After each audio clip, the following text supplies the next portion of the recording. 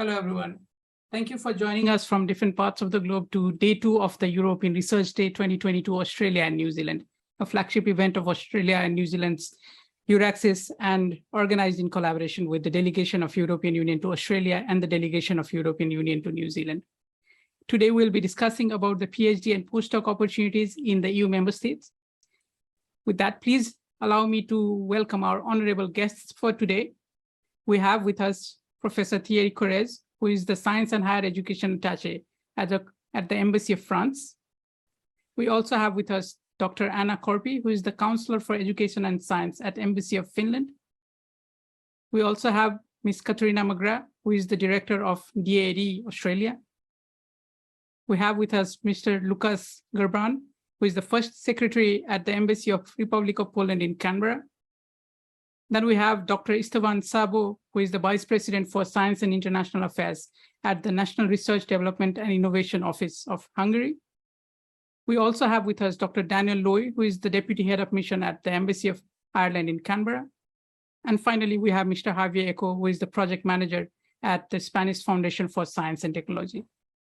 Thank you very much, everyone, for your availability. We are very eager to hear from all of you, and so will be our audience.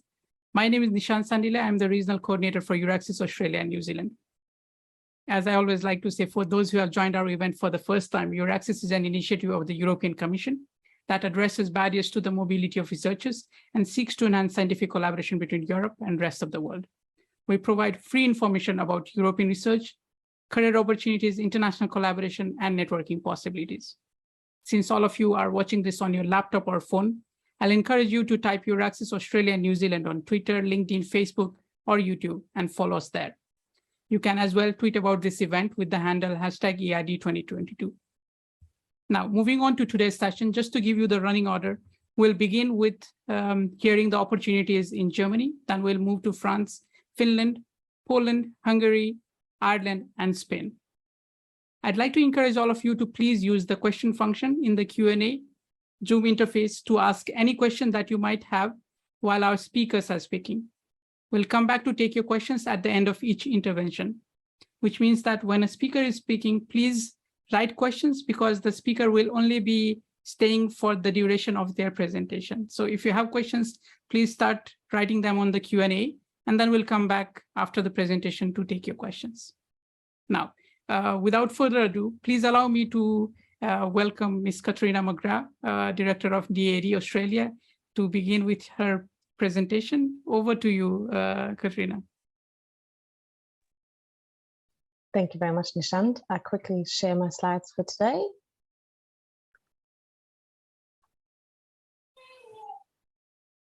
Okay. And then good evening, everyone. My name is Katarina McGrath. I'm the Director of the German Academic Exchange Service Information Center in Sydney, and we service Australia from our office. And I'd like to tell you something about the German research landscape today and opportunities for PhDs and postdocs. Just a few facts and figures to start off with. We have approximately 1,000 publicly funded research institutions in Germany, and Germany's expenditure on research and development is around the 110 billion euro mark, which is like adequately 3.2% of our GDP. There are currently around 736,000 staff employed in research and development, and about 38,000 university collaborations exist with 163 countries. So it's a quite international landscape as well. The German research sector is based on 3 pillars. We have our higher education institutions who do a lot of research, but we also have a very broad network of non-university research institutes. And we do have companies and industrial research. When we look at this funding landscape in a scheme, we do have universities. They are publicly funded on the borderline of basic and applied research. We do have the Big Four, as we call them, Helmholtz Association, the Fraunhofer Gesellschaft, the Leibniz Association, and the Max Planck Gesellschaft, which are all between public and privately funded and between basic and applied research in the work that they do.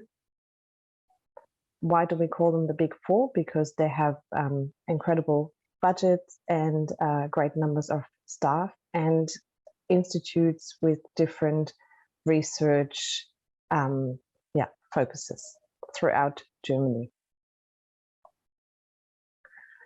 When we get into non-university research, we also have federal research institutions and state research institutions where research can be undertaken, and they all offer opportunities for PhD and postdocs.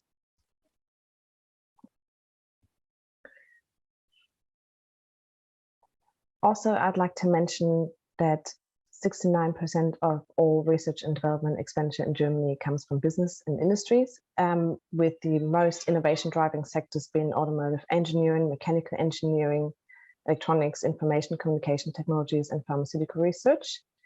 And a lot is invested into technology transfer, cluster formation, and networks. Funding is provided by various funding agencies. One is the Deutsche Forschungsgemeinschaft, DFG, which is kind of the ARC equivalent of Germany.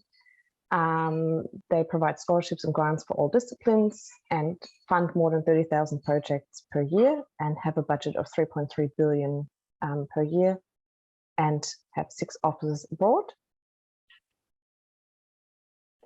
The Alexander von Humboldt Foundation funds approximately 1,000 scholars per year. They provide individual grants for individual projects. They have a budget of around 131.4 million.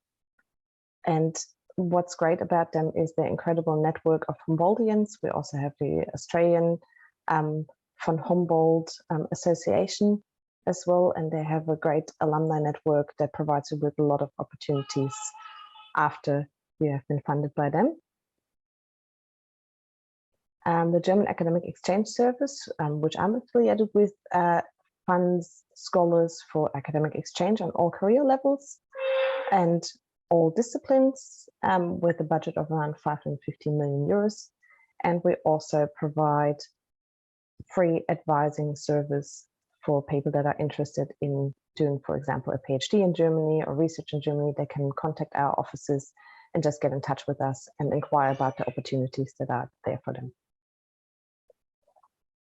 Generally, funding opportunities for PhD students are structured within whether there is an individual or structured PhD that they're undertaking, whether a student would like to just have a guest stay of under 2 years, or whether they would like to complete a full doctorate degree in Germany. And then, of course, the various types of funding, such as scholarships or employment contracts, or scholarship and employment contracts. Those are the opportunities. Individual PhDs or individual doctoral degrees is basically when you do individual research accompanied by a supervisor. So you're responsible for looking for your own supervisor, for finding your own supervisor that is willing to take you on as his or her doctoral student. And the subject of the thesis is chosen by yourself and the subject of the research project, and optionally you can take courses or other forms of teaching, learning within the university where you're doing your project, but it's optional. And this is opposed to a structured PhD program where you basically included into a team of supervisors and where the subject of your dissertation fits directly into the program and into the research work that they are doing within the group. And there's usually a mandatory fixed supporting curriculum, so you'll have to take some classes as well, with a very defined application process. Application for individual programs is, or individual doctoral degrees is possible throughout the year, as long as you're able to secure a supervisor. So it's basically the hardest part is to find a supervisor that likes your idea and likes your proposal and would like to basically supervise your research.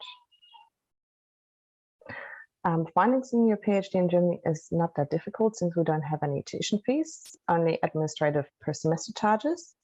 The average living cost is approximately 867 euros, 975 US dollars, so about 1,400 Australian dollars per month.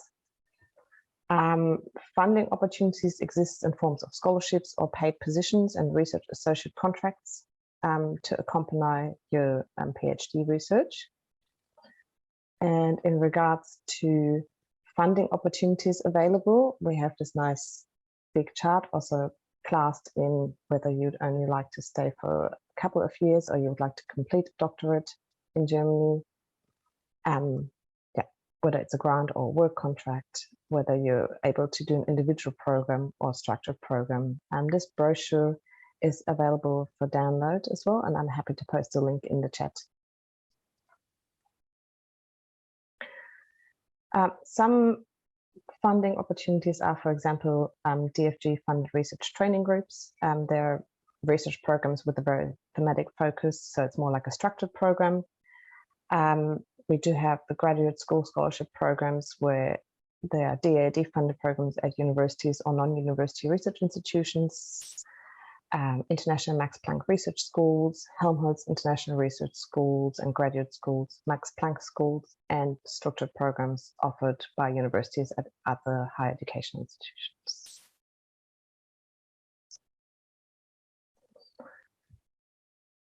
In terms of funding for postdocs, again, we do have various types.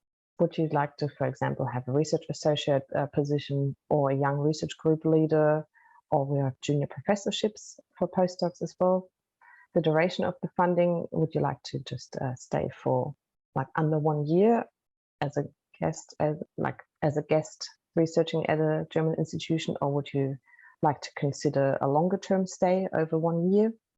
And there's various types of funding then for these different positions. So there's scholarships, again, employment contracts, or project funding if you have a certain project that you'd like to work on while you're researching at a German institution. So again, we have this very big table that to go over in detail would probably take me 3 hours. So I'm just gonna, again, say I'll post a link in the chat and you can work out the details of the programs. I'd like to, which is exactly this brochure here. So,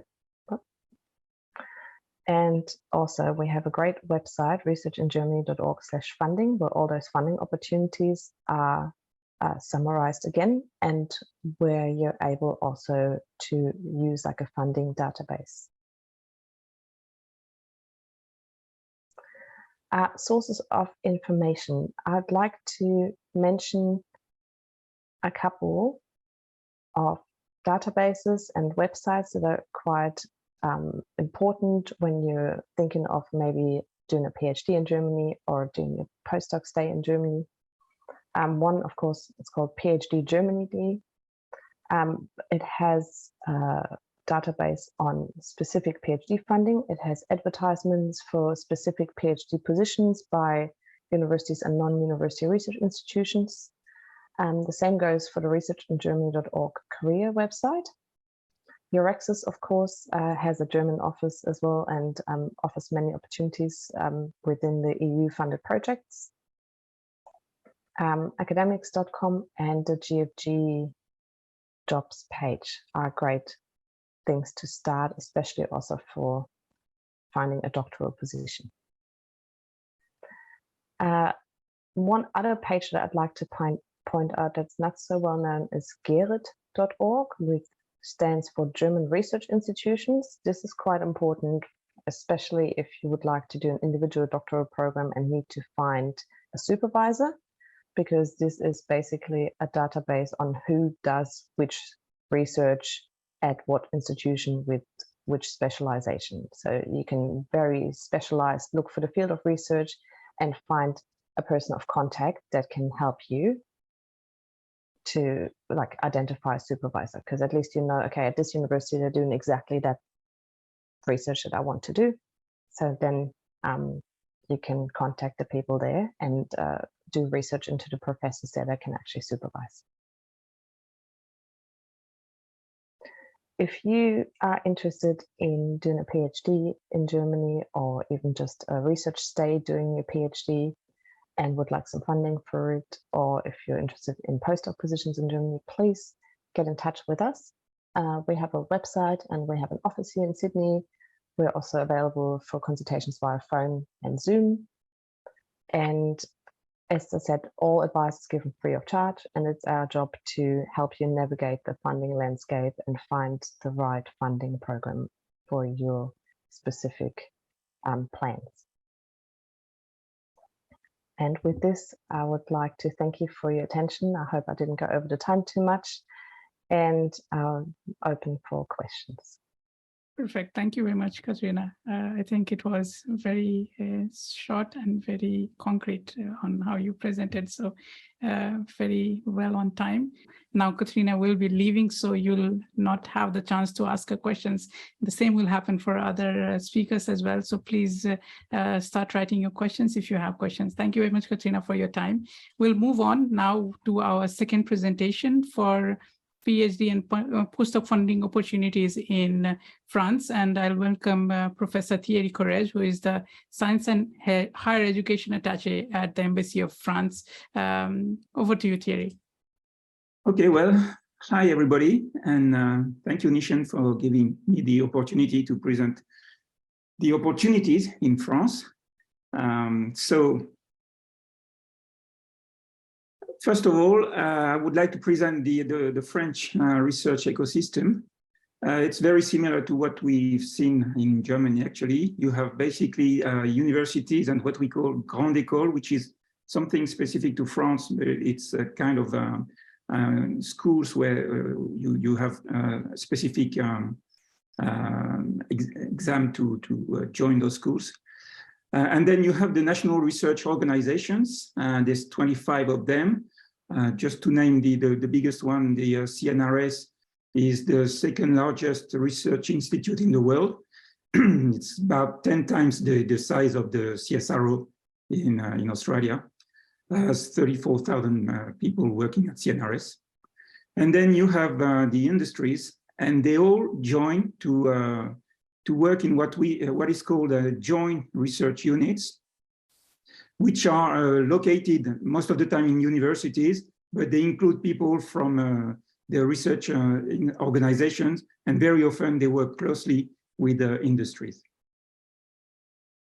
So if you have a French accent, like I do, you can say that science rhymes with France. And in France, science is a national priority. We spend 2.3% of our GDP on public funding research. Again, the number is very similar to what we saw for Germany. 300,000 researchers, 60% in private companies, 74,000 PhD students, 42 of them are not French, and more than 3,000 labs, including 250 labs outside of France, and one in Australia. We just opened one in Australia last year. We have about 270 doctoral schools in France, and very applied research. There's about 16,000 patent applications each year based on the research that we do in France. And the last thing is that we are also very high on startups and helping startups in France.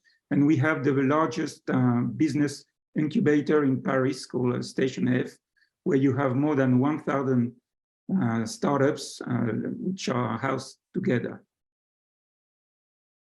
So if we look at the topics that are studied in France, well, most of them are studied. But if you look at the publications share by subject areas, and you compare that with Australia, for example, you can see that like most countries, France and Australia, they are very high on medicine, like most developed countries.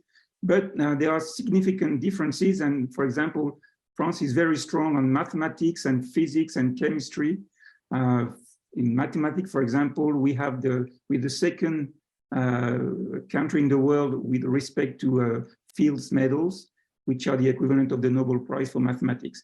So we're not as strong, probably, we don't publish as much as part of our share in social sciences, for example, but so we publish more in STEM. So higher education in France is in different parts of France. And when you think of France, most people think of Paris, but there are a lot of universities outside of Paris, which are very good, and they are grouped in clusters. And for example, all the south of France, are in Bordeaux, Lyon, Toulouse, Marseille, you have very big clusters of universities which are very active. So what are the pros of doing a PhD in France? Well, the requirement is the same as everywhere else in Europe. You need an equivalent of a European master's level. The cost is very low in France. It's about less than 400 euros, less than 600 Australian dollars per year. Social security also is very cheap for students. It's about less than 140 Australian dollars per year. As a PhD student, you will earn between 1,500 and 2,000 euros per month. But you have also heaps of other advantages. Students get lodging aids. You have rebates on culture, on food, on transport. So you have a lot of aids from the government. A question that you had in the previous talk is that you don't, there's no requirement to speak French in most cases. But again, if you want to study French literature, of course, it's better if you speak French. But for most PhD in STEM, for example, you don't have to speak French. You can do it in English. And the funding possibilities are numerous. You can do single tutelle, you can do co-tutelle, and then I will show you some of the other possibilities you have to do a PhD.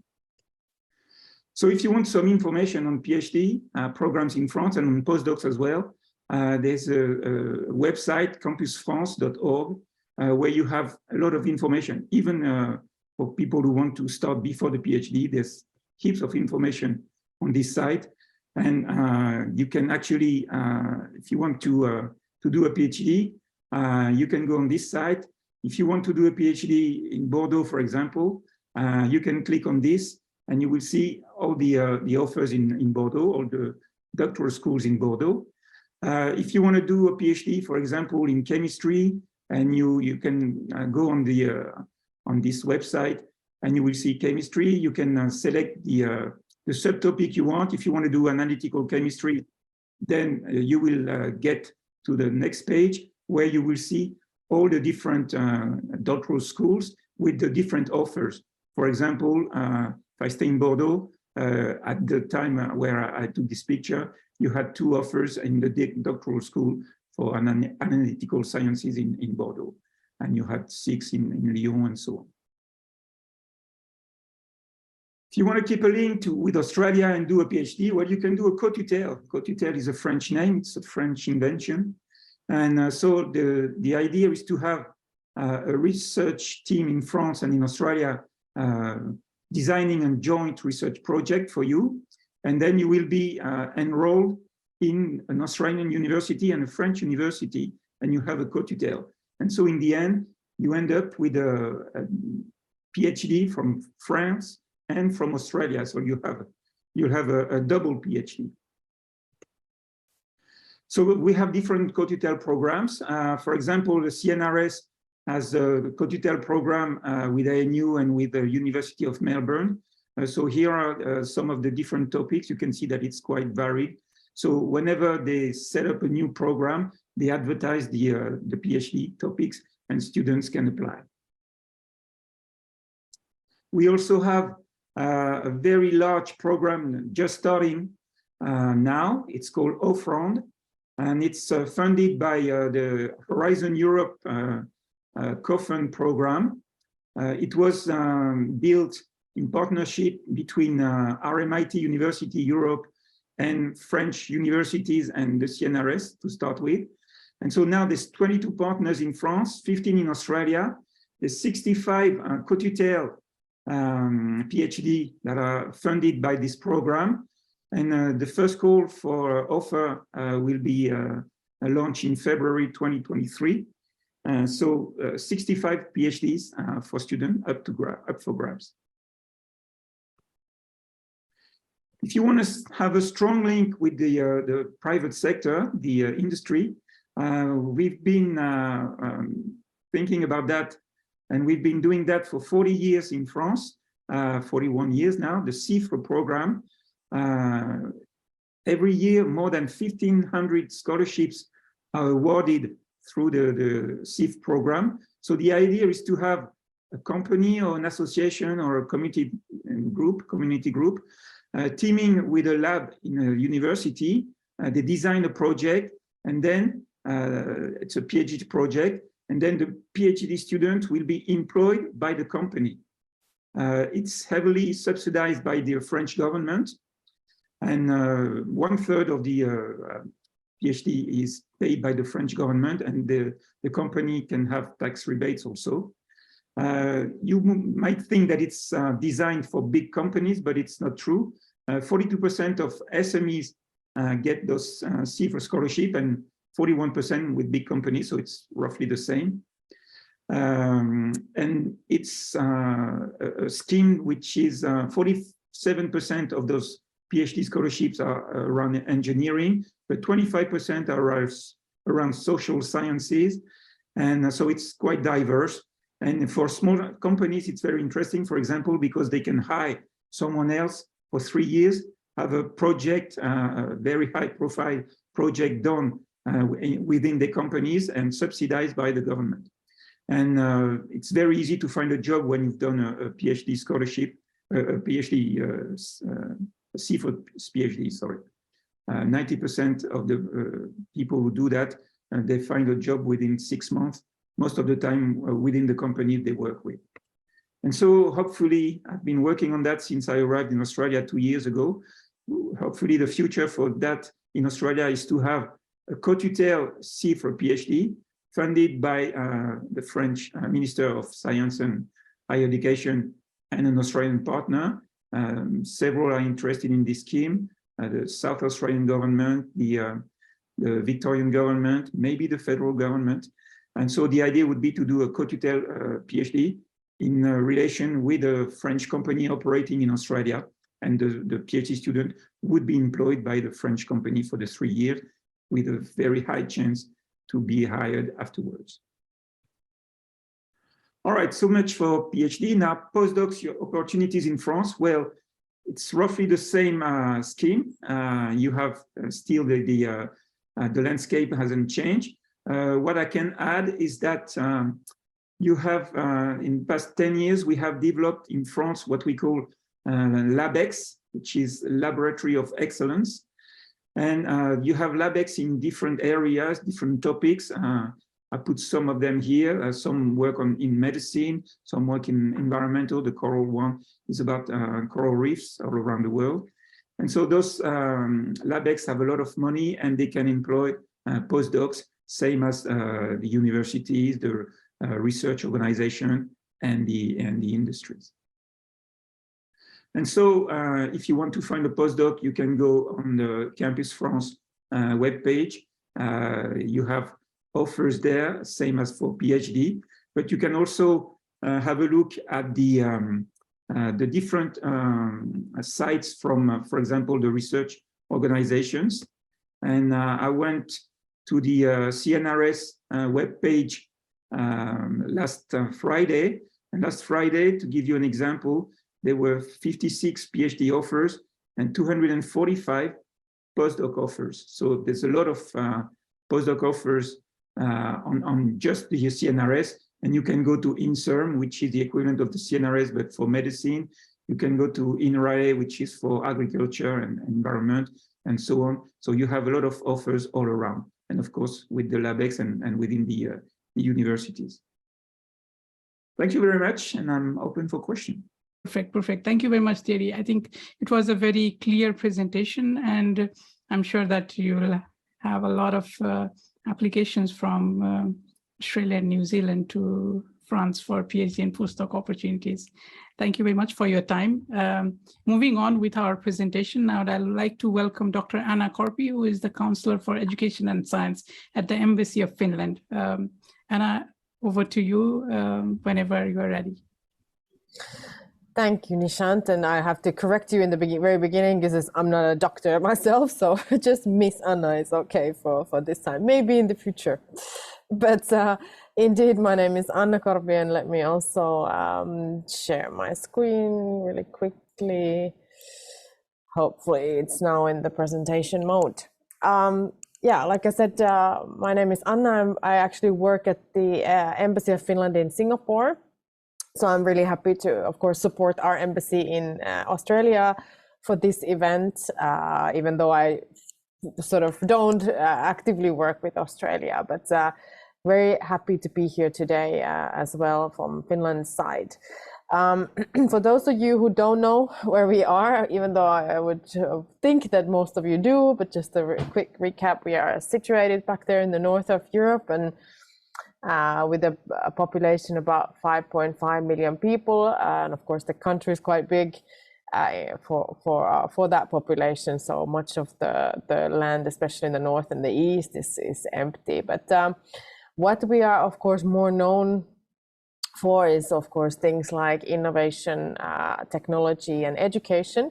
And in recent years, we have been obviously ranking high in many of these respects, but also, of course, working hard to make Finland more sort of capable and investing also in these fields a lot, both in sort of technology in our companies, in R&D, and also in education. We have been happy to be ranked as one of the sort of future ready, for example, in education. But what we also always like to say about Finland is that we don't only work, we very much take the sort of work-life balance seriously as well.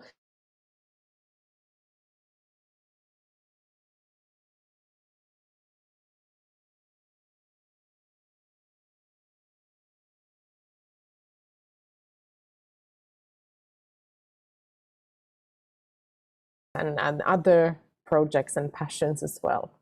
So then we do always say that we are high technology, high capability, and all of that. But then at the same time, we value the softer side of things as well.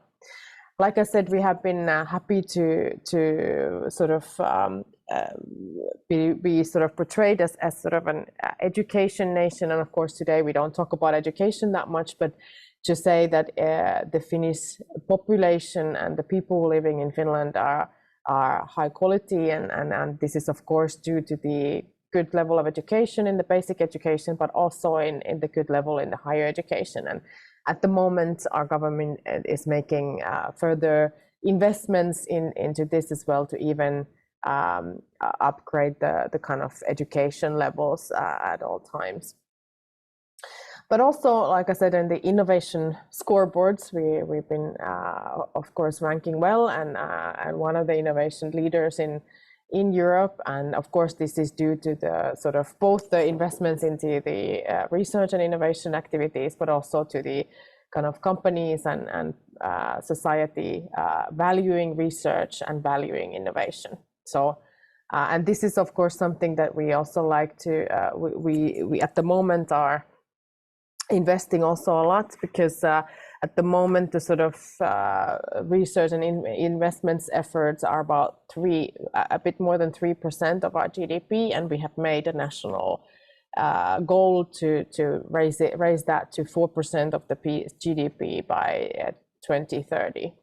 And of course, that comes from part from the public sector, from the government, but a big part of this comes from the industry and the innovative companies working in the field. So to sum up, we are something to be known of is, of course, for the technology and the capability, but also at the moment we are working a lot in the society, both on the policy level, but especially in the research and innovation side, on things to do with sustainability, on making our efforts from our side to sort of for the green transition, to the renewable energy solutions, and many things contributing to a more sustainable world. One of the things that we also, of course, like to mention is that we, of course, take also gender equality very seriously, and all sort of respects of equality. And what we want to say that, of course, Finland is a very good place to also, for example, for women, and also we very much welcome, for example, women scientists to Finland to work with us on this as well. I think the innovation ecosystem looks very similar to my colleagues from Germany and France, because it is also very much sort of threefold. We have a public higher education sector, especially the 13 universities working in research and, of course, higher education. And then we have 12 publicly funded research institutes which are more sectoral in nature, very much like what the colleagues from the other European countries already described. But then, of course, the third sector is the companies, and I will show you just in a few slides a little bit what we're doing there to even encourage that more. But we do have very good institutions all around Finland, not only in the capital region, but all around. And all of the 13 universities are, of course, also offering doctoral degrees and high quality research.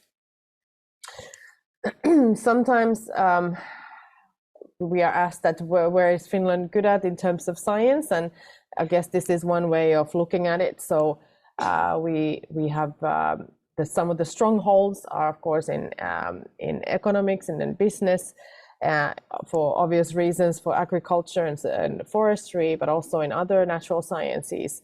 Then, of course, humanities, and then finally also, of course, in ICT and the sort of fields related to ICT and deep technologies today as well. One of the things that we also like to mention is, of course, many of the high quality research infrastructures. And of course, this is one example of that we do host. One of the most powerful supercomputers in Finland, in the world, in Finland at the moment, and the most powerful in Europe, and in Kajaani in Finland, in northern side of Finland. And of course, this is a tool for the whole of the research community in Europe, and of course our partners as well, to really solve some of these problems that are facing us today. This and part of the computing power, of course, is also offered to the companies working in the field, and of course this is one of the reasons many of for example, AI or even to some extent quantum related companies want to be part of the ecosystem. One of the things that is remarkable about this infrastructure is that, of course, because it's situated in the north and also using much or only basically renewable energy, it is much more green solution than many of the other supercomputers in the world. Then before I go in and a little bit detail in some of the PhD and postdoc opportunities, I would like to say that in short, as my colleagues were mentioning, most of the PhD and postdoc opportunities and researcher positions are indeed offered by the universities, the research institutes, or the companies themselves directly. So it's very difficult to put them in this one presentation of where you can find them. But basically, there may be two ways of looking at where to start, because, for example, this initiative that the Academy of Finland, which is our sort of research funding, basic research funding agency, launched some years ago, is called a Finnish flagship program, which is basically a big push to fund some of these sort of emerging ecosystems around some of the critical themes like cancer research, AI research, future telecommunications, new materials and many fields in other fields for example, in many medicine and health. So, for example, these are ecosystems where they have more sort of research funding and more activity happening. So, of course, for example, many of the PhD positions or other researcher positions are sort of centered around, for example, these ecosystems and these organizations. So I first, for example, encourage you to look into these opportunities if they happen to be in your themes. Another way to looking at this, like I said, we have been working in the government to try to increase the efforts in the R&D funding side, and one of them is obviously to kind of tap on our, for example, leading companies and their sort of power to draw in also smaller companies and also the research institutes.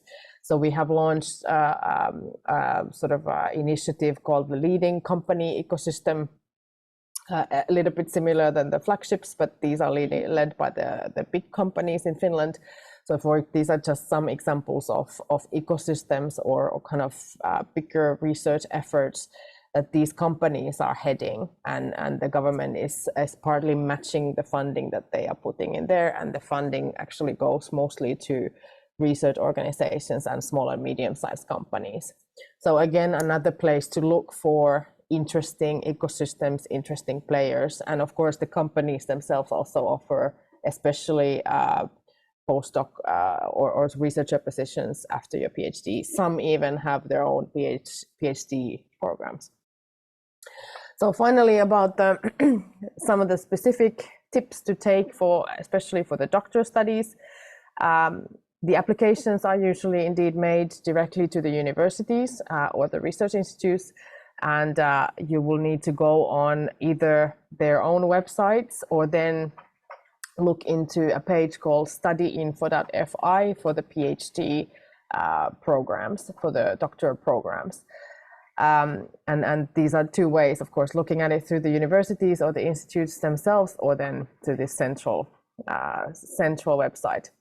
There are actually no tuition fees on the doctoral level in Finland. And the funding for your sort of either your scholarship or then for the sort of salary positions you can find through different sort of foundations or then through the universities themselves. I have some links in the end for you to take further look. Then later on in the research career, there are obviously, for example, these Academia Finland funding opportunities, even on the professor level and further on. But now in the next slide, I will show a little bit more detail into the Academy Research Fellow, which is of course specifically to the postdoc level. So they have just renewed this funding, and it's the eligibility is about 2 to 7 years after your PhD, and it will be a 4-year funding period. It can include your salary or your group salaries or other costs. All citizens everywhere are eligible to apply for this funding, but the funding would be channeled to the research organization in Finland. Means that you have to have an affiliation or a sort of a connection to the organizations in Finland. And these are yearly open in September, so you can look into next year's funding round if this is interesting for you. I will also post these links in the chats very soon, so that even though the ecosystem is complex, or the opportunities are in different places, maybe these, like I said, these are places where you can start to look. So of course the Academia of Finland, of course research programs and other institutes, but also these opportunities that I just mentioned are one place. Then of course Euraxess also has a Finnish website to start looking for positions. Then we have maybe 2 or 3 years ago also launched a website called research.fi, which is a combination of publications, different sort of information about the research ecosystem, but also for especially the kind of foundation style of fundings are advertised on this website. Then just even a list of our research institutions and the universities you can find through the ministry link here. And then we have links now here to the flagship programs and the leading company ecosystems that I quickly mentioned. So not to take further of your time, I'm really hope that you find some information here that you can find useful. Like I said, I will post them on the chat as well. We do have also a sort of a separate webinar campaign this fall in about 1 week's time, and then also in December, talking about the kind of on a broad-based sort of study and work opportunities, including research opportunities in Finland. So you're more than welcome to join this webinar series also, and you can find the registration through this QR code. And just the final mention, we will also participate this Thursday in the Euraxess ASEAN sort of research and innovation days, and there our topic is going to be climate change research from Finland, and I will have some Academy of Finland colleagues and also some university colleagues there. So if you're interested in specifically the climate change research, I also welcome you to join us this Thursday. I think it's 4:30 Singapore time here. But thank you very much for this opportunity, and I also happy to answer any questions if you have. Perfect. Thank you. Thank you very much, Anna. And I thank you again from our side for your availability for this particular session. All the best with the webinars that you are running. Now, moving on to our next presentation, I'd like to welcome Mr. Lukas Graban, who is the first secretary at the Embassy of Republic of Poland in Canberra. Lukas, do you want to try to share your screen once? Yes. Hello, everyone, and welcome, and thank you, Nisha, for this opportunity. I will try to share the presentation. If something is not working, should be working. Can you see the presentation? Yes, perfect. And you can hear me, is that correct?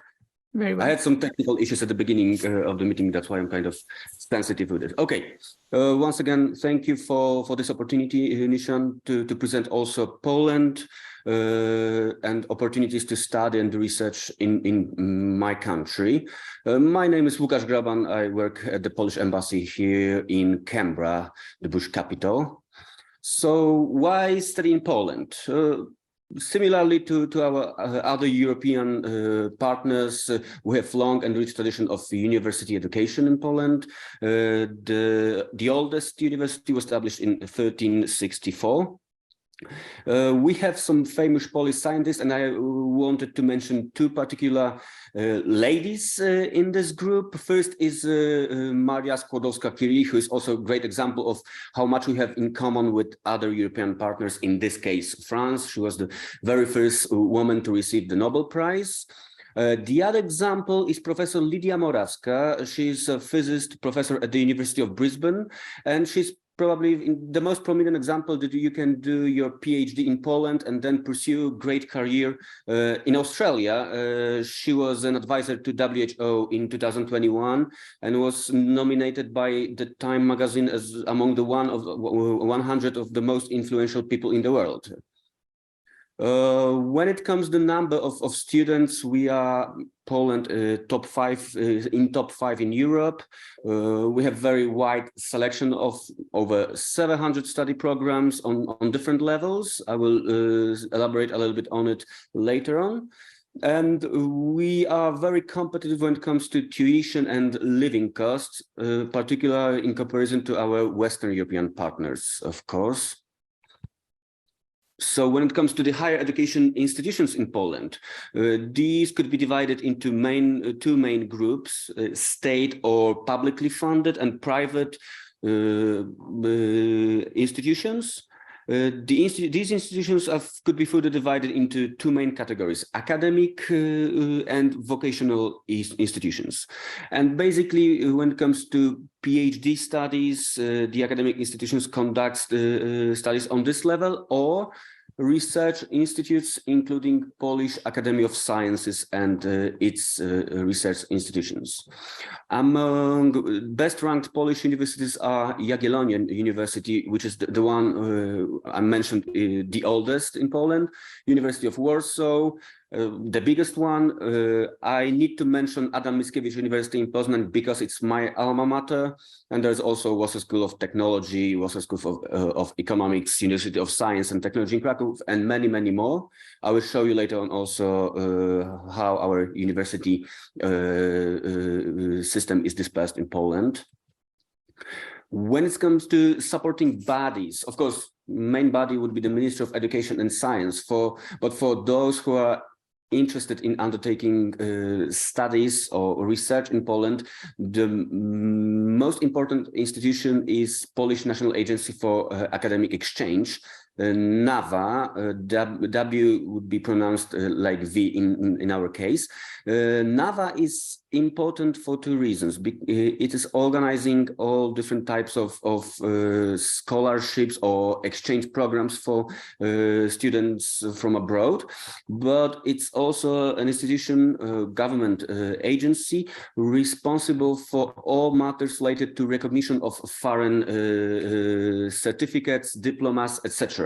So it might be useful, and I do recommend you to remember the website of NAWA, which is nawa.gov.pl.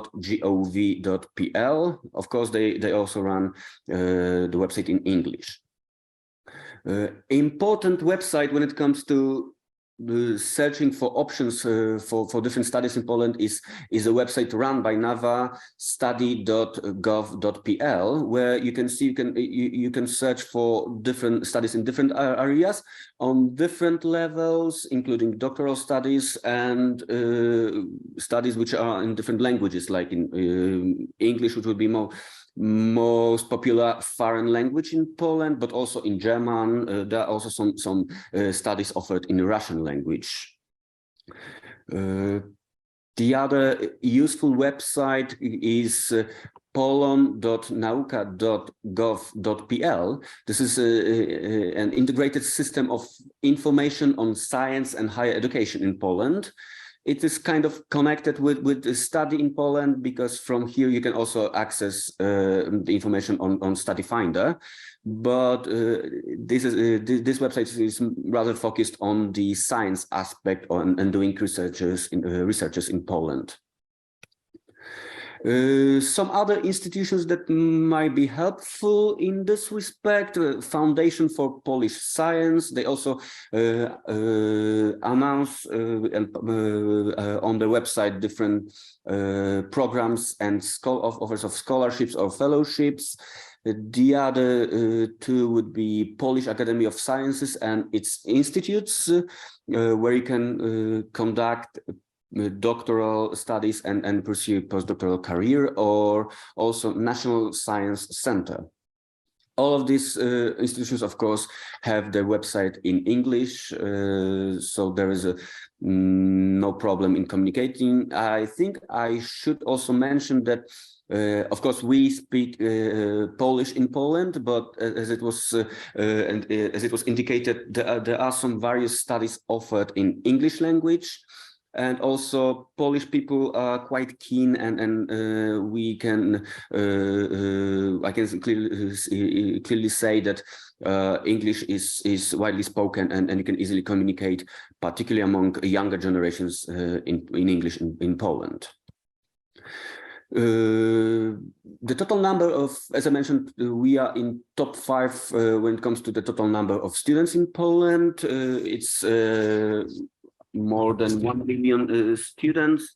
I've checked the recent statistics on foreign students in Poland, and in academic year 2021-22, we had nearly 86,000 foreign students studying in Poland. Of course, half of them, half of them were students coming from Ukraine and Belarus, which does not exclude other directions. When it comes to doctoral students in Poland, we had in 2021 12,000 doctoral students in total. including 1,400 foreigners studying on the PhD in Poland. Interestingly, the highest number of foreign doctoral students were students coming from India, 18%. Ukraine was on second place, 11%, and third was Iran, 10%. The most popular doctoral schools in Poland included those specializing in engineering, science, and natural sciences, attracting half of all the doctoral students in Poland, 6,000 to be precise. When it comes to also getting to know about studies and research in Poland, we cannot forget about our 10 Euraxess centers located at universities and scientific institutions. In the biggest Polish cities, you have a kind of map of their locations. Here, higher education, when it comes to higher education in Poland, it's usually 3 years of bachelor's degree, plus another 2 years of master degrees, or total 5 years of long cycle master degree. And then doctoral studies take from 3 to 4 years, so-called third cycle. And doctoral studies, PhD studies in Poland are accessible for all those holders of master's degree or equivalent. When it comes to admission conditions and procedures, they are published at least 5 months before the admission process starts, and I would recommend to contact a particular particular institute or particular university. That's why also I want to emphasize that it is important to check this study finder to see what is currently in offer by various universities, because they also the offer is changing. They are expanding with some studies in foreign languages, and they also can offer you some kind of fellowship or scholarship, individual fellowship or scholarships to foreign students. So yes, that's always a good idea to check with them. NAVA, which I mentioned, it will be is an institution which was established in order to support foreign students coming to Poland. So any questions or any doubts about studying Poland, you can also contact NAVA or contact our embassy in Canberra, and we will be happy to forward them on to reach to appropriate person in NAVA or in particular university. PhD degree in Poland is awarded after submitting and defending a doctoral dissertation, which needs to be positively assessed by 2 reviewers and followed by at least 1 publication in a peer-reviewed journal. When it comes to different programs, now as I want to slightly elaborate on funding opportunities in Poland, on broader EU level, there's always Maria Sklodowska-Curie individual fellowship. As far as I know, next call for applications will open in April 2023. When it comes to national calls, as mentioned, there are some individual scholarship, tuition-free studies awarded by individual universities. There are some NAVA projects and programs, and there's also Polish Institute of Advanced Studies, short-term residencies, and young and senior researchers fellowship program. Here I would like to focus slightly on NAVA's offer. Particularly 3 main programs offered by NAVA. First is individual program ULAM NAVA Incoming Mobility. And there are 2 other programs which are addressed to institutions, mainly to Polish institutions, but the goal is to attract and to support foreign students coming to Poland. One is Spinaker International Intensive Program, and the other is STER Internationalization of Doctoral Schools in Poland.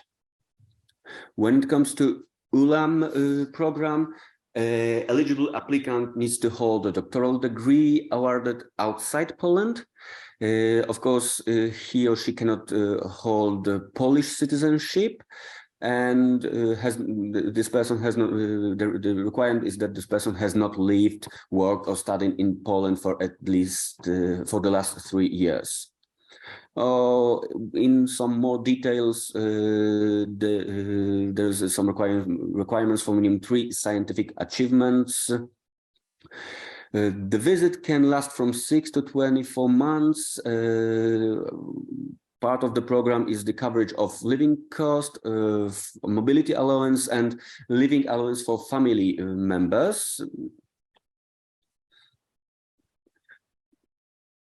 Host can be all universities or scientific institutes in Poland.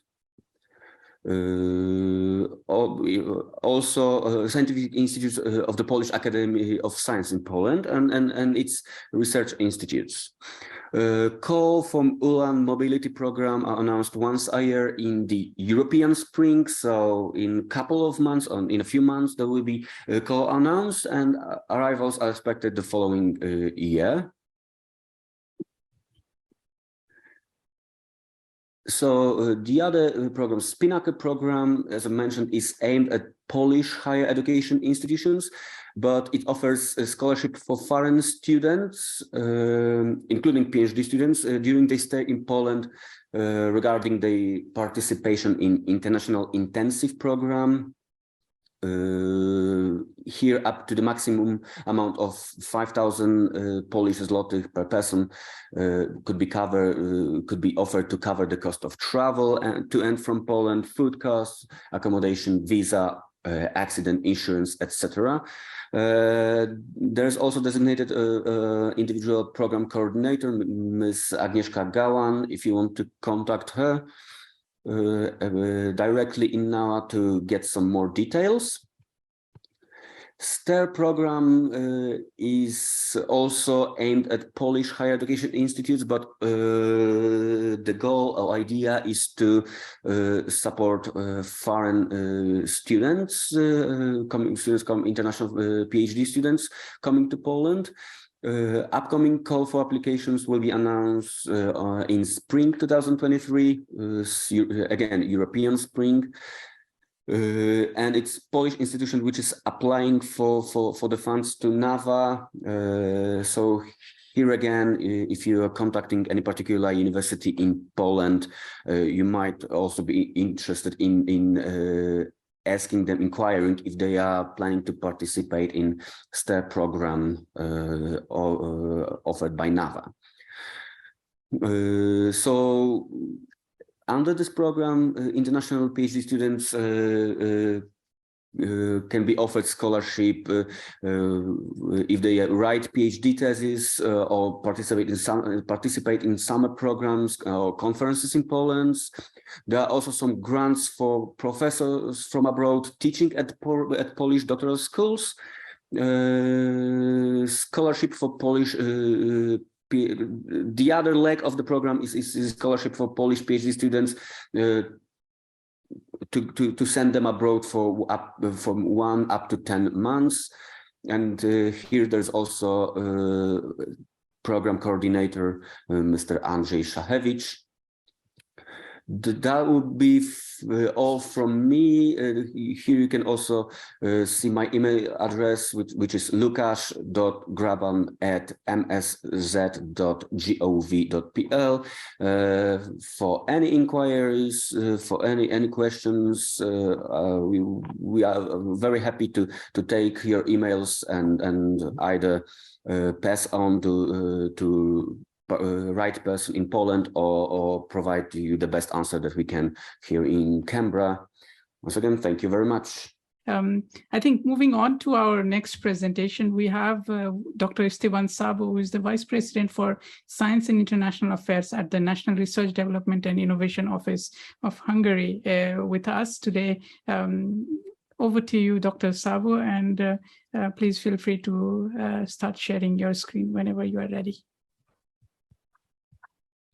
Okay, thank you very much. So I will provide you a presentation from the perspective of Hungarian funding agency, basically, because this is exactly what our office does. I'm, as you can see, a vice president for science and international affairs. And as such, I'm dealing both with the individual research grants and also with grants aiming to internationalization, basically. Yes, the regular issue, it doesn't want to work. Now it works actually, yes. So regarding Hungary, it might not be well known where Hungary is. So you can see with our flag located in Europe. It's to the south of Poland, actually, with Slovakia in between the two countries. And we have some researchers, actually quite a few, who made excellent things in the past and now as well. You might have heard of Ignaz Semmelweis. He was a physician. Albert Szent-Györgyi invented the vitamin C, basically. The Spohl is a world-famous mathematician.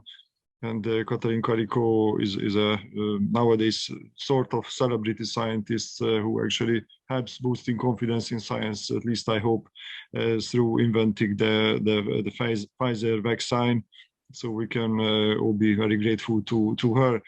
But we also have certain direct links with Australia as well.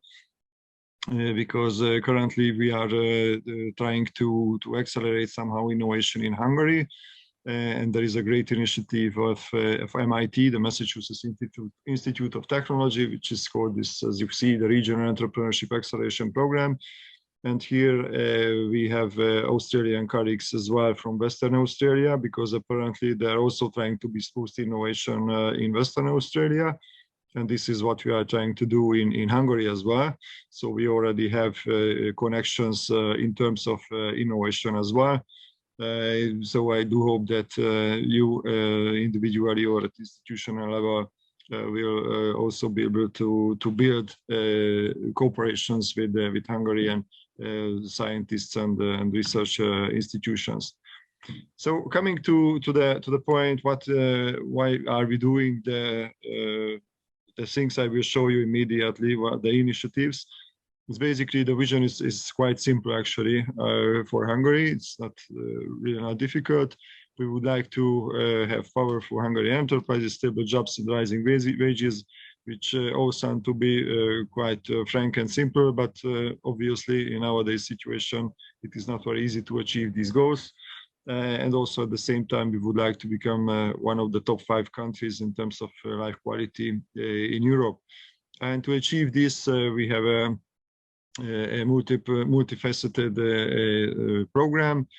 From this slide, I would highlight the fourth circle, where sustainability, info communication, and innovation are playing a key role when we are thinking on how to build innovation. And also coming back for a short word regarding MIT REAP as well. It's very important also that we should have innovative enterprises, as you see in the first circle, because we Hungarians consider ourselves very creative. But obviously creativity doesn't work much if you can't translate it somehow to business. So basically you can't make innovation out of them. And this is exactly what we are trying to achieve in as many companies as possible. So just to put on a perspective where our office is located, you see that in the governmental levels, there are quite a few ministries who have certain connections to the innovation, obviously. And you see here on the very lowest part, the direct links actually, and you see our office is located here. And now in the past years, we have built up a program system which we hope is attractive for everybody, both on individual and institutional level as well. On the horizontal parts, you see that, for instance, for the researchers, there are quite a few opportunities for each life period. I will show you this in detail immediately.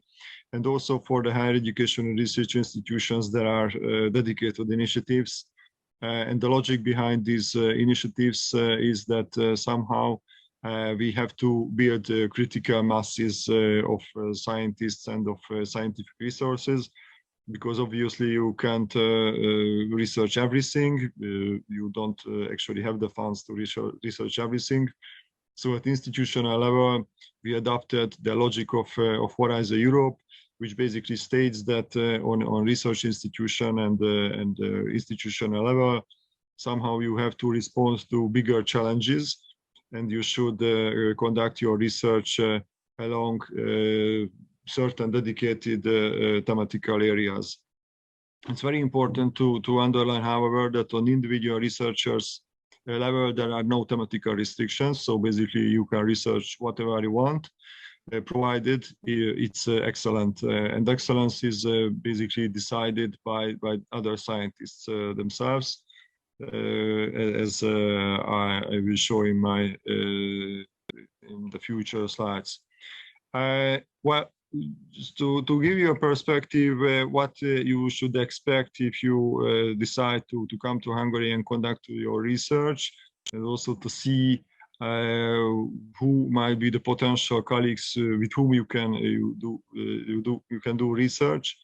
Is actually here you can see that we have built up a system of researchers' career, basically.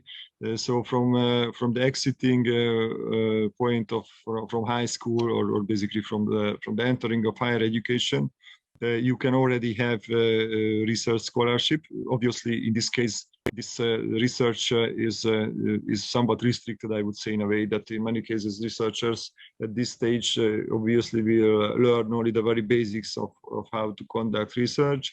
But as you progress further and further in your career, obviously more difficult and more complex tasks are coming your way. But for the higher education students, basically these are the available funds. So these research scholarship applications are there for them to conduct their research activities. And we intend to make these young researchers, to motivate them somehow to become researchers on their doctoral training as well. As it was mentioned in the previous presentation, the Polish logic is pretty much similar to the Hungarian one. So basically the system is again the same. So you have the BSc, the master's, and after that your PhD degree.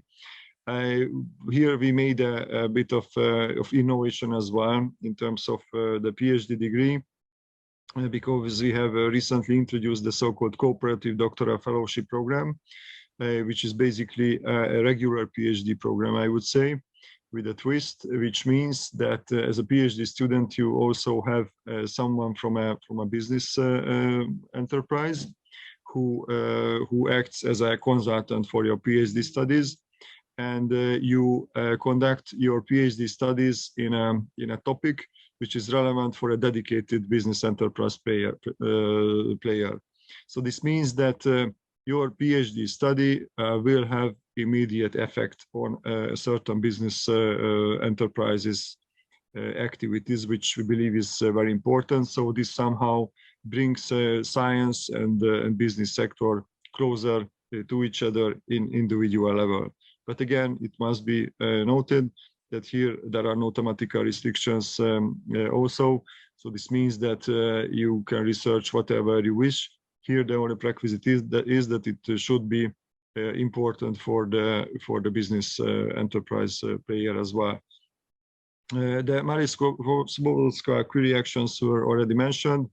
We as office are responsible for making sure that as many scientists from Hungary apply for these programs as well. But obviously, these fit very nicely in the researcher's career path.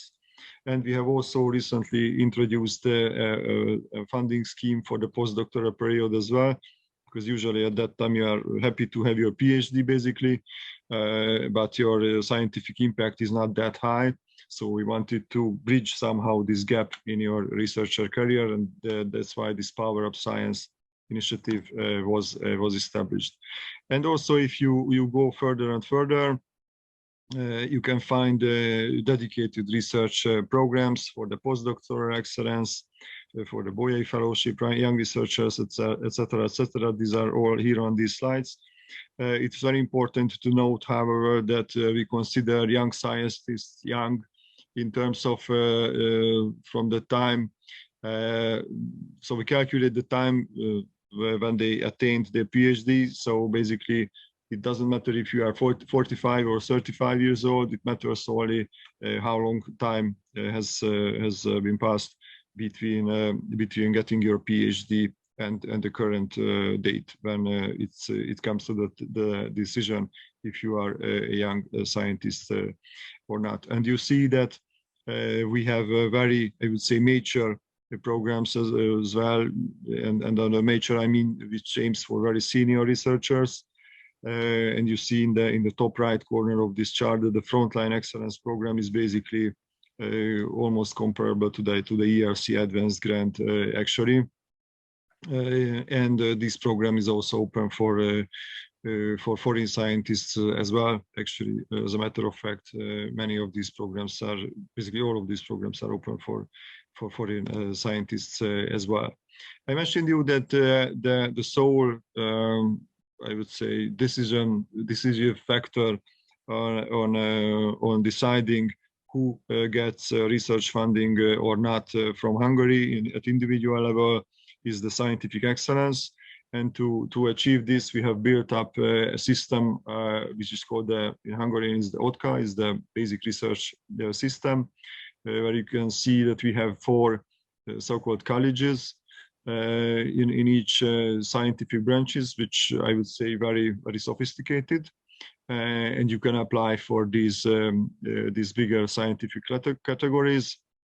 And again, it's also important that you can apply for these if you have any affiliation to any Hungarian research institution or higher education institution. You are eligible to apply for these grant schemes, and this can really help boosting your career. We also have the very senior grant, as I mentioned. You can see that the funding per project is very attractive actually. The project duration is for 36 months, and it's a very, I would say, an elite club of researchers. So basically here we are trying to attract those researchers who either had an ERC recently or almost had an ERC or similar international grant scheme, but couldn't make it because of lack of funding or other issue. But in each case, they should present their capability to that their researchers group is actually there. It's variable. And if they can present it, then we basically accept their project proposal. So here we adopted basically the logic of the so-called seal of excellence of the European Union, which means that if your research proposal was accepted by the European Union, then basically in Hungary we also accept that research as an excellent. And as I mentioned, we only examine if your researchers are still there behind you in building your researcher.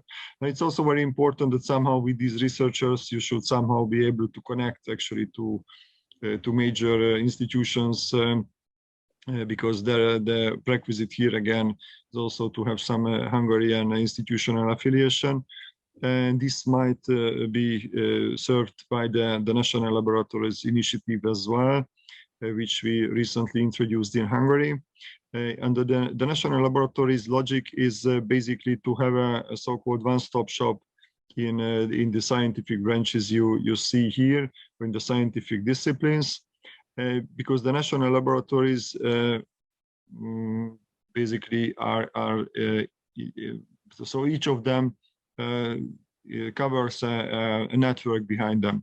So this means if you, for instance, choose the, say, Social Innovation National Laboratory, because that is also a burning issue actually, then you will find 5 or 6 higher education and research institutions behind that national laboratory, but you only have to connect directly with one of our universities, and through them you can have access to all of the entities who are members of this national laboratory.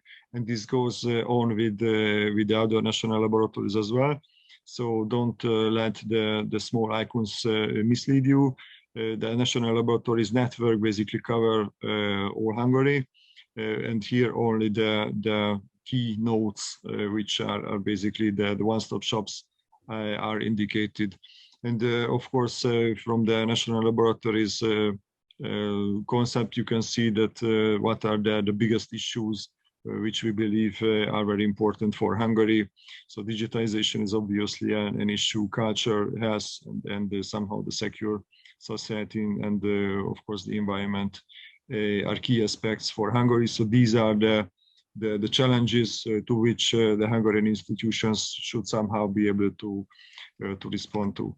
And there are also another aspect of potential collaboration with the Hungarian researchers, because we are members in quite a few research infrastructures in Europe. You can see that basically these cover all the major scientific branches, be it physical sciences, life sciences, social sciences. And we also have two major research infrastructure sites. One of them is the research infrastructure. This is the ELITE, this is the extreme light infrastructure, which is unique in a way that it is a distributed research infrastructure. So it's not single-sited, though it's a physical one. It's not very common, actually quite uncommon.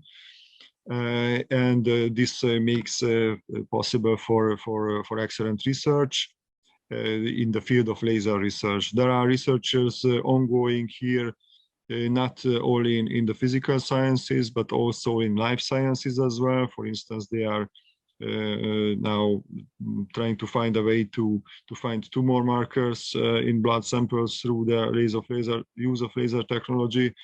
And there is also an initiative to use lasers, for instance, to somehow reduce the time which is required for the atomic fuels to be reused. And these initiatives, I believe, might be very important for the future as well. We also have a different research infrastructure, which could be called actually a technological infrastructure as well. And this is a proving ground for conventional and autonomous vehicles. This is quite unique in Europe, because here you basically, it is not connected to any major car manufacturer. So here you can find your find place for your individual equipment to be tested in connection with the autonomous vehicles, also in connection with drone technologies. Also, obviously, digitization is a key aspect here, and I believe that it's a great innovation hub where you can connect with various players, from business sectors to university players, and obviously for researchers themselves. And if you wish to use the Hungarian research infrastructures, which we have quite a few of actually, then you can get a grant actually for this as well. You see that basically we fund the researcher who wishes to come to Hungary and use our research infrastructures. Here you don't have to have any Hungarian institutional affiliation. Basically, you can apply for our office that you wish to use this and this research infrastructure, and it's more than likely that you will actually get this grant.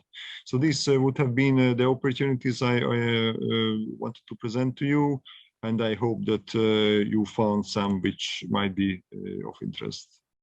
Thank you. Thank you very much, Dr. Sabo. I think it was a very comprehensive presentation. And since we will be sharing the slides with the audience, if there are questions, we'll be happy for them to write to you since we are at a little bit time constraint. Thank you once again for joining all the way from Hungary this early in the morning. It's much appreciated. Thank you very much. Moving on with our session now, we will have Dr. Daniel Loy, the Deputy Head of Mission at the Embassy of Ireland in Canberra, will be speaking about the PhD and postdoc opportunities in Ireland. Dr. Loy, over to you. Ireland is also home to European headquarters of some major international organizations in the tech and pharmaceutical sectors. So Facebook, Twitter, EA Games, PayPal, in the tech sector, also Google, Ericsson, multiple international pharmaceutical companies as well. And they have very close ties to our university sector from undergraduate all the way through to research fellowship level. And we have been investing throughout our history in our academic excellence. So since 2000, we've invested 1.2 billion in university research infrastructure alone. So that doesn't include research grants. This is purely on facilities, the buildings, the equipment, the IT infrastructure and support staff. So whilst Trinity College Dublin was founded in 1545, it has modern facilities. It has the latest equipment in science and engineering, as do our other great universities. And then you also have the brilliant historic campuses as well. Trinity College Dublin, founded before London got any single university. Not, of course, as old as the ancient universities that Europe has to offer, but still really up there in terms of being at the forefront of education for the masses. Here are some pictures of the National University of Ireland in Maynooth, founded in the 18th century, and University College Cork in the 19th century. No matter the university, there are relevant courses to modern industrial application, to modern research interests, and the immediate proximity of the multinational tech, pharma sectors, and various others gives an excellent pipeline for those wanting to move from postgraduate study into more conventional employment, and for research partnerships between the universities and the private sector for those looking for postdoctoral and further research careers. And there are generous scholarships, which I will talk about shortly, but here's just a quick map of where our universities are spread throughout the country. And you can't really throw a rock without hitting somewhere great to study. The green pins represent our universities. The yellow are NUI colleges, which are secondary campuses of the universities. And the red are our institutes of technology, which are new institutions that focus more on vocational subjects of study. And then blue is the one private higher education university we have here, Trinity College Dublin. In Dublin, we have 1, 2, 3, 4, 5, 6, 7 universities or higher education institutes for study. Classic universities, technological institutes, or specifically to medicine and subject matter medicine, the Royal College of Surgeons in Ireland. Our second city, Cork, has University College Cork, and in Galway, there is a university there as well as in Limerick. So all of our major population centres have somewhere to study. And if I go back, you can also see if you prefer a more rural environment in which to study and research, there are plenty of campuses out there for you to choose from. In terms of the number of PhD enrollments we have every year, it's about 8,500 every year, spread throughout the various institutions we have. NUI Galway, Trinity College Dublin, UCD Cork, and UCD, UC Dublin, are by far and above the largest. But you know, there are several dozen at most other institutions, and only the smallest institutes of technology will have under 10. I'll skip ahead of this slide because my colleagues from around the world have already told you about the difference between a standard PhD and a structural PhD. We offer both in Ireland. And like most places around Europe, a standard PhD will be completed in 3 to 4 years, and 4 years for a structured program. Unlike the Southern Hemisphere, we start our academic year in September. Usually the academic year is divided into 2 semesters, September to December and January to April, which gives you ample opportunity to relocate back to Australia if you would prefer to study in your home environment to finish theses, writing up during your PhD period. We have a one-stop shop for applications for PhD, the Postgraduate Application Centre. You'll have the slides shared, so the links will be in the slides there. Almost all of the PhD opportunities are advertised on the PAC website, but if you see something that is not there, that doesn't mean it doesn't exist. You can contact that relevant institution yourself. If you're one of the more entrepreneurial researchers and you want to bring your own PhD proposal to a researcher, you can contact the higher education institution yourself. In terms of residence, a student resident status of being an EU or a non-EU student cannot be changed during a program at the time they've registered. So if you have been studying in Europe for some time or resident there, but you haven't gained EU resident status at the time, you'll have to stay as a non-EU resident status for the duration of your program. The fees for PhD are set by higher education institutions individually. They're not state mandated and they can vary. And I'm sure that all of you understand that in usual terms, science, technology, engineering will be higher fees than arts and humanities. And business is usually quite expensive as well, because almost everyone gets sponsorship from their employer, and the HEIs tend to know that. In most cases, for admission, you'll need a master's degree, and your master's thesis should be in a relevant area. But if you have significant industry or employment experience and are returning to student life, you can talk to the individual HEI and your case will be considered. And English language requirements, those of you that didn't grow up in Australia or New Zealand, usually IELTS level 6 is the requirement, level 7 if you want to go into speech and language therapy for obvious reasons. And now I'll talk to you about the scholarships and funding opportunities. The Irish Research Council exists to offer multiple awards, scholarships and funding programs. And there is the Government of Ireland Postgraduate Scholarship Programme. These are open to non-Irish citizens.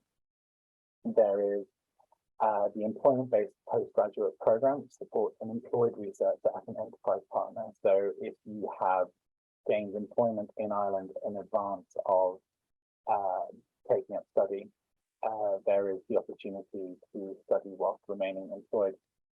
And the enterprise partnership scheme co-funds people who have completed their research to bring their ideas out of research and development and into demonstration and deployment. And then those are the state opportunities. The Irish universities and higher education institutions themselves will have various opportunities which they will advertise each year. The Institutes of Technology have a very interesting offer called the Ireland Homecoming Study Programme. Now, I know that in Australia and New Zealand, there are more than 3 million people of Irish descent.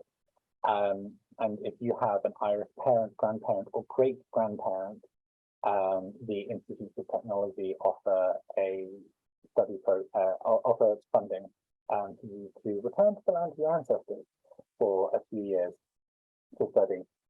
And then there are Arts Council fundings and Walsh Fellowships for those of you interested in agri-food.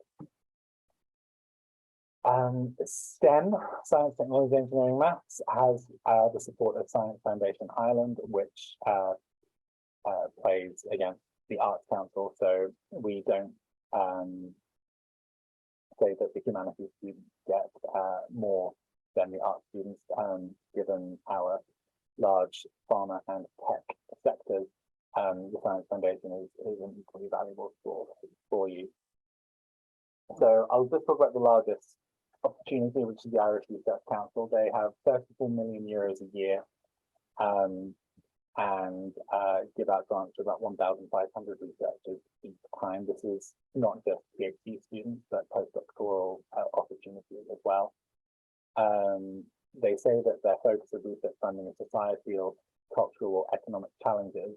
That doesn't mean you have to be in social science or humanities. An economic challenge is equally solved by STEM, a societal challenge is equally solved by STEM. And so I think I have a screenshot. Yeah, so this is just the first 3 things that are on the Research Council funding page today. It's a one-stop shop, and you can filter here. You can do between postgraduate, postdoc, and principal investigator led. So the top one here is about astronomy. So even though they say emphasis on arts, humanities, and social sciences, there are plenty of opportunities for science. And it's not just the pure research that you're doing. There are opportunities for cost for things like attending conferences. So here you can see the Lindau Nobel Laureate Meeting Awards and the Enterprise Partnership Scheme that I was talking about already. So this is updated very, very regularly. So if you don't see a funding opportunity for something that applies to you, keep checking back as the opportunities get thrown up there. The most common one for a PhD student will be the Government of Ireland Postgraduate Scholarship Programme, which offers a stipend of 18,500 euros a month for your living expenses, a contribution to fees up to 5,750, and eligible direct research expenses of 3,250, all in euros. I've got up here what the timeline was for this round. It's closed now. So these were the dates for courses beginning in 2023, and the new dates for courses beginning in 2024 will be released at some point early next year. But this will just give you an indicative idea of the timeline. So the call will open September next year, roughly. Postdoctoral fellowship. So some of you have already got your PhDs, congratulations. The Government of Ireland has a postdoctoral fellowship program which you can apply for. The applicants have to have graduated or been certified as fulfilled as having all of their requirements for a postdoctoral degree in the past 5 years. Sorry, these dates are for last year. So it goes, so the next year it will go back to 2018. what can be offered is a salary starting at 40,023 euros, which goes up to 40,583 in the second year. And I can say that when we gave this presentation 2 years ago to this conference, these numbers were a fair bit lower. They were in the mid-30s. So for those of you that were asking questions about how the economic environment is being affected by turmoil around the world, Ireland is continuing to back its research and is offering, salaries and stipends that continue to rise with inflation or near inflation. Employers' PRSI contribution, that is the national insurance equivalent, if you're familiar with the British system, or the I don't know what the Australian equivalent is, but this keeps your employer off the hook for expenses, and then again 5,000 for direct research expenses. The Social Enterprise Impact Fellowship, which is one of our government scholarships, this is for research on social enterprise businesses that have a contribution to society as a whole beyond their own profit. Again, these dates are for the round that just closed, but that will show you, again, they open in September, so you can look out for those in the following year. And this is just a screen grab of the postdoctoral research opportunities that were spread throughout Ireland earlier this week. And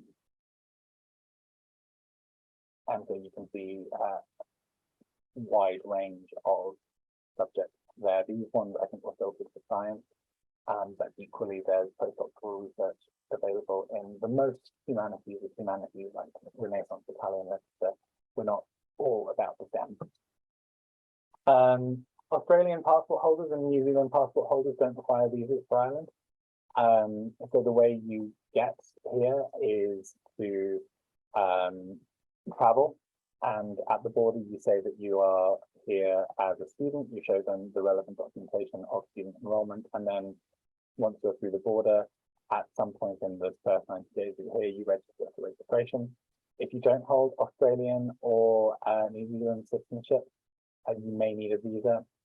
If you're coming from parts of Southeast Asia, China, for example, although I'm proud to say for any of the audience who are here from the South Pacific, Fiji, Papua New Guinea, Solomon Islands, which I also cover from the embassy in Canberra, do not require visas to travel to Ireland either. You will need health insurance, however, if you are lucky enough to have an EU passport through a grandmother or another family member before your family moved out to this region, and you won't need health insurance, but you will need to register. And regardless of nationality, you do get the entitlement to work to supplement your income during your studies. And I think one of the great attractions of Ireland, finally, is that after you graduate from a PhD, that we have a route to residence. We've educated you, and we'd like you to stay and use your newfound skills for the good of Ireland as a whole. So there's a third level graduate scheme, which barring most difficulties, pretty much leads you straight into a 12-month residence permit from the completion of your PhD, and can be renewed for another 12 months. So you can look at a rather easy route to 24-month citizenship, not citizenship, residence in Ireland to continue working, so that you can take advantage of those wonderful companies that I've mentioned before. So that's brought us from why to study in Ireland, and then allows you to stick around after you finish. So thank you very much for your time. Thank you. Thank you very much, Mr. Loy, for that comprehensive presentation. And we very much appreciate all the insights that you have provided. I'm sure if there are questions from our audience, they will be able to write to you or write to us, and we'll be able to channel them. Moving on to the last presentation for today, and speaking about PhD and postdoc opportunities in Spain, we have Mr. Javier Eco, who is the project manager from the Spanish Foundation for Science and Technology. Javier, over to you to do the last presentation.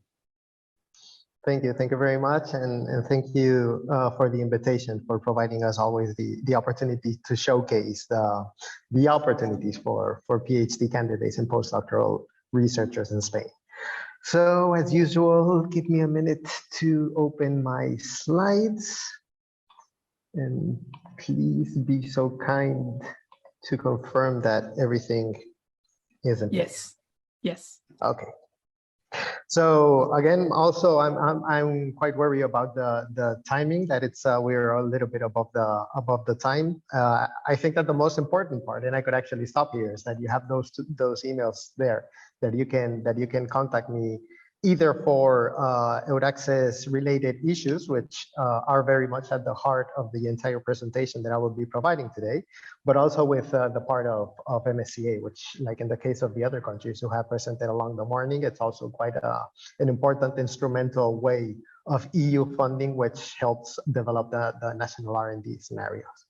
So apart from the fact that I'm an Euraxess member and also an NCP for Sklodowska-Curie since the beginning of this Horizon Europe framework program, has to do with the fact that I come from the Spanish Foundation of Science and Technology, and well, it's in perfect Spanish because that's from our strategic project. But what I wanted to highlight is that if anybody has had the opportunity of being in Spain, you might have heard about our institution connected to, let's say, bringing science closer to society, doing outreach activities, supporting communication and dissemination activities of scientists. But we are also a foundation which works for the ministry, and we have, as part of this core mission of bringing science closer to society, we work in the part of internationalization, providing visibility to the Spanish R&D system, and also supporting the internationalization of the system, mainly in two ways, the ones that I have already addressed. First, we are the national coordinators of the Euraxess network in Spain. And then we also have a number of national contact points of several programs of the Horizon Europe framework program. Specifically, the ones that are probably most interesting or relevant in these kinds of activities, which are ERC and MSCA, and these Sklodowska-Curie actions. So a bit from the Spanish scenario as an introduction. As you can see in the graph down there, which goes all the way to 2019, our current investment is 1.5 GDPs, 1.5% of the GDP in science. And maybe it's not so high, it's definitely not as high as other countries, but the good news is that actually you can see there that we had quite a nice trend at the beginning of the 2000s, which investment was steadily increasing until we got into the economical crisis, and then there were some cuts that had to be done and so on. But fortunately, we are back again in the track of increasing the investment in R&D and I activities in Spain. And one thing that I want to highlight, and it's mentioned there in the slide, is that our science law, which was originally issued in 2011, has been updated this year. Actually, the final steps have happened basically 1 month ago. So this is really like good news. Recent news. And one of the things from the side of investment is that the science law has tried to guarantee that at least this 1.25 GDP public investment by 2030 will remain there, regardless of any other situations which we might bump into, let's say macroeconomically. But one important thing also very good news that that reform of science law has brought us is that it's trying to provide more stability. It has introduced a number of measures to try to improve stability and of the research careers. And it has allowed new ways of hiring the researchers, which provide more opportunities. But this, again, this is very fresh news, and some things are actually still being defined. But I'm mentioning this with one document that in regards to a document that I will mention afterwards. And also in terms, also just for your information, in terms of who does research in Spain, you have there that last graph that I share with you. It's almost 60% of the R&D and I activities taking place in Spain are done by the private sector, by companies. While almost 30% is in higher education, universities, and around 17% in public research performing organizations. And what does the Spanish R&D and I system look like in terms of infrastructure? There you have a few numbers. You can see that we have 5 public research organisms, which are dependent of the national government, let's say. Then we have a huge number of actually research performing organizations, which are under regional government, because we have some of the let's say, some of the competences are delegated to the regional governments. We have 88 universities, 40 health research institutes, quite a number of singular scientific and technical infrastructures, technological centers, technological parks, and so on. And one thing that I also wanted to highlight here that you can see there, and it's like many other countries, we also have an excellence program, a program which funds every year centers and units of excellence. So it's a call where centers and units of Spanish organizations propose show off their capacities and their research activities. And it's a highly competitive call with external foreign evaluators. And every year, a number of centers and units are awarded with this recognition of Severo Ochoa or Maria de Maestu excellence centers. And it's always worth checking their email, because part of the reasons they get additional funding, and that also translates into additional possibilities of recruiting researchers.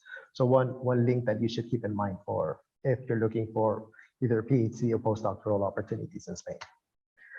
But in general, and also including these excellence centers and excellent units of research, the place to start, obviously, as I said, Euraxess. You can go and check the Euraxess website to see what opportunities are open for PhDs and postdoctoral researchers. There's actually a screenshot, I think, that from yesterday. So we had almost 550 positions open at this moment. And obviously, this is a tool which is available to all European and associated countries to framework program, because they are all members of the network. But I'm happy to say that Spain is actually quite an active member in terms of publication of Euraxess jobs. So you can see there that maybe although our system may not be as big as, for example, France, we're still there in the top 5 of the publications. So if you think, any of you there in the audience, start thinking that you might want to explore what are the options, either for doing a PhD or a postdoc position, please start by checking Euraxess jobs.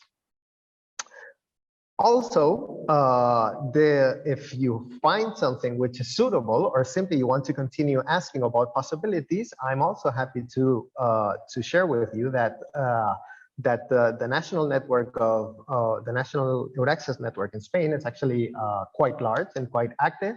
So currently we have over 100 Euraxess centers. And I just wanted to call your attention that apart from the fact that you can find in our national portal information related to all practical issues connected to mobilities, typical example, visas and work permits and things like that, you have this quite large network of people who are a member of the network. So you can also check, and you can go to the website and look at the contact points of the different centers, which can help you with different expertise. You have to keep in mind, nevertheless, that Euraxess tries to cover a very, very wide and extensive variety of services for researchers, especially for foreign researchers coming to the country. So it's impossible that all the Euraxess centers know about everything, but still, the fact that we are a big network and we're quite active allows us to provide the best support possible to foreign researchers from the side of the different Euraxess centers. And then one thing that we are very proud of, and it's very relevant for these kinds of activities, is that you can find in our national portal, apart from all those pieces of information which are shared with all the national portals, with where are the Euraxess centers, the information and assistant topics, and so on. That's common to all the, and the Euraxess jobs database, of course. Those are common to all the national portals. We make quite a strong effort in terms of providing visibility to opportunities in Spain with this part of our national portal, which we call Science in Spain. There we have several pieces of information. Of course, we have information about the public research bodies, for example, about the centers of excellence that I mentioned, the Severo Ochoa and María de Maeztu units. But then we are particularly proud about two other actions that are we think are particularly relevant for any researcher outside of Spain wanting to come to Spain. Either it doesn't matter if it's a Spanish researcher wanting to return to Spain, or if it's a foreign researcher trying to find a research collaboration with a Spanish institution or with a Spanish group. One of these documents is what we call the research path at glance, where basically what we have is a structure of what would be the traditional research career in Spain. And then we try to map periodically all the funding opportunities available for the different stages of a research career in Spain. And I mentioned that this is quite an, let's say, an exciting year for us because of the reform of the science law, because this is affecting quite significantly what will be the research career possibilities in Spain. So I just want to mention that we are currently working in this edition, because you see that this last edition that we have there is actually the 5th one, and it dates back from the end of 2020. So it has already a bit of time has passed, and we have been working along the entire year and updating the document, and it's taking us a little bit longer because of this reform of the science law. But as I will mention, it will be ready in basically a couple of weeks. We have quite a lot of information, and actually I'm including part of the information already in this presentation. And the other document, which we are also working on the update, is the recruitment opportunities that are available in Spain or become available in Spain, thanks to the MSCA co-fund program. Spain is one of the most successful countries in terms of obtaining co-fund finances. So, and it's important, especially for regional opportunities for researchers, which we also try to map in the career path. And as I mentioned, these two documents, we are currently working on them. On the part of the MSCA co-fund, I can tell you that for the period of 2023, so basically all year 2023, there will be 5 co-fund programs active in Spain, which will be recruiting researchers, both PhDs. If I remember correctly, a majority of them will be for PhD candidates, but there are also at least 1 or 2 which are going to be offering postdoctoral positions. And this document, this catalog will be, as I said, we are currently working, it's in the oven, and will be available in December 2022. And from the side of the research career path, the same thing. Please, another key piece of information, apart from leaving my contact, the other piece of information that I would really, really like you to go back home today with is that, oh, I need to, if I'm interested in going to Spain, I need to go back in December and check how the update of the Science in Spain section of the Euraxess portal will be looking like. Nevertheless, just to provide you a bit of a flavor, of a hint, and also in case you want to start looking for some initial information here and now, because I'm assuming that you will get these slides also. This is a little bit what the career path, the one that we will publish now in 2022, will be looking for from the side of the European and national funding opportunities. Please remember that the career path itself goes for European funding opportunities, national funding opportunities, which is what you see here, and then a whole bunch of regional funding opportunities, which are under the umbrella of the regional governments. And we have 17 autonomous communities which are part of Spain. And some of them, you know, like Basque Country, Catalonia, and Madrid, they have quite a number of calls for both PhD and postdocs. And all of this will be included there. But here you can see from R1 to R4 how kind of the national funding covers the different opportunities. And I'm not going to go into much of a detail here because you can look at it afterwards, and I could take forever. I mean, I could use 2 more hours to talk about the different calls. But just to mention that we have three main funding agencies here at national level. One of them, which is the Spanish agency of La Agencia Española de Investigación, the Spanish research agency, which is connected to the Ministry of Science and Innovation. Then we also have all the calls related to research and health in the field of health, which is funded by the Institute of Health Carlos III. And then we have calls which are specific of Ministry of Universities. And this is, again, as a flavor of what the career path will be looking like. This is the information that you will be able to find in the career path. On one hand, you have how it looks like in terms of where you stand in your career, what year you can start, and what is the duration of the different calls of the programs. That's what the different figures show.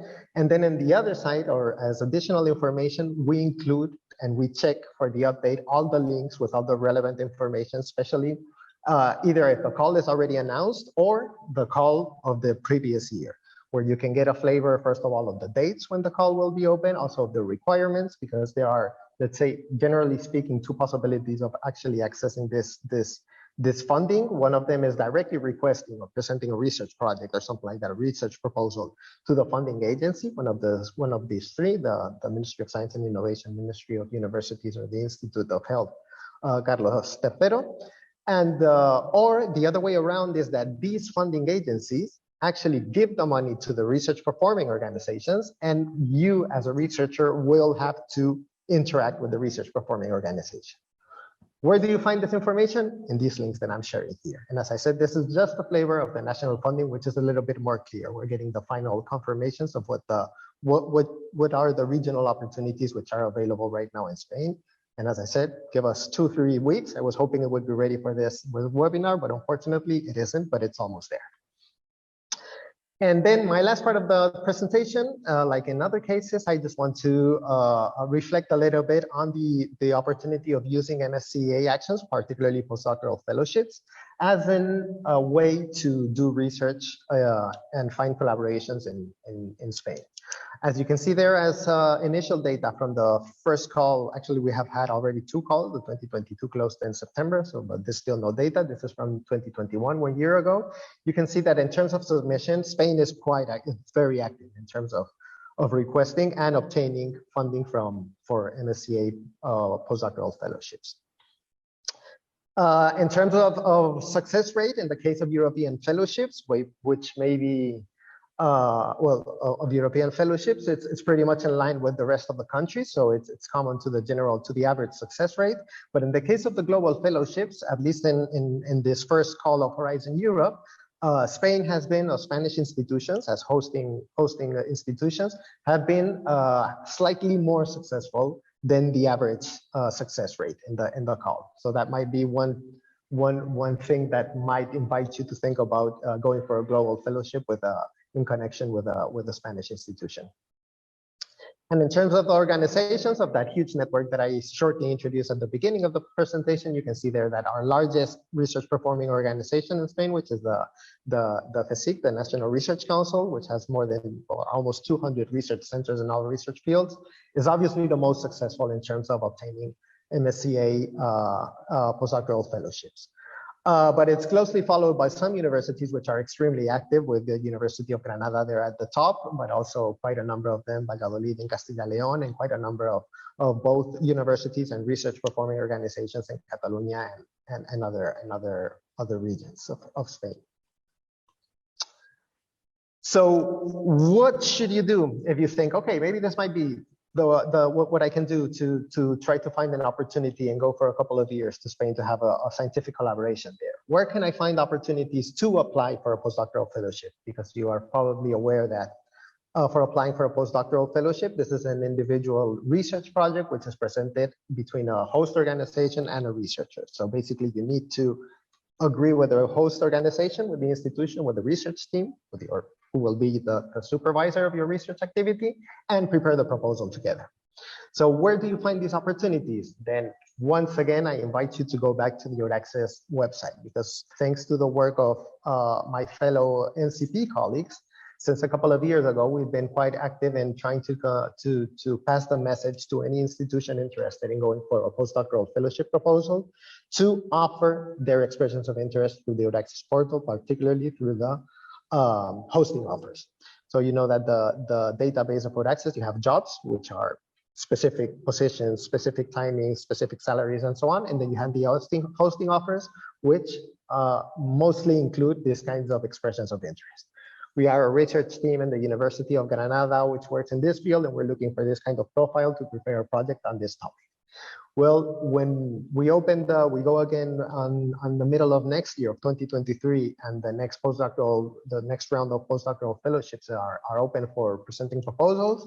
If Spain is an opportunity, check out the hosting offers that you will have there in the database. And one last thing that I want to mention also, which is also, it's not specific to Spain. This is open to all the countries which are either beneficiaries or associated countries to Horizon Europe.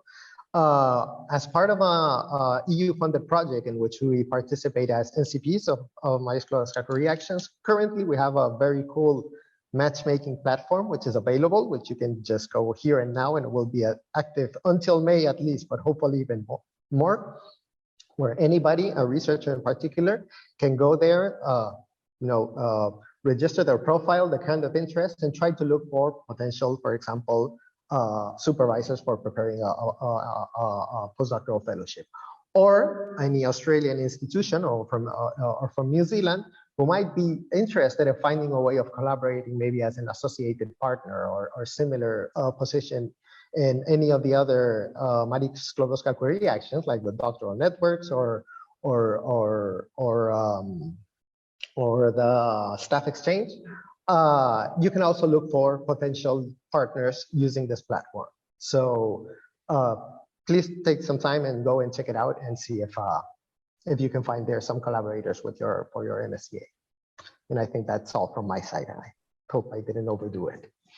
Thank you very much, Javier. I think we saved an excellent presentation for the last. It was really insightful, very clear, and very much appreciate your time of presenting all the way from Spain. I'm sure that we will have more questions from the audience. Once we have more questions, we'll be able to share it with you by email.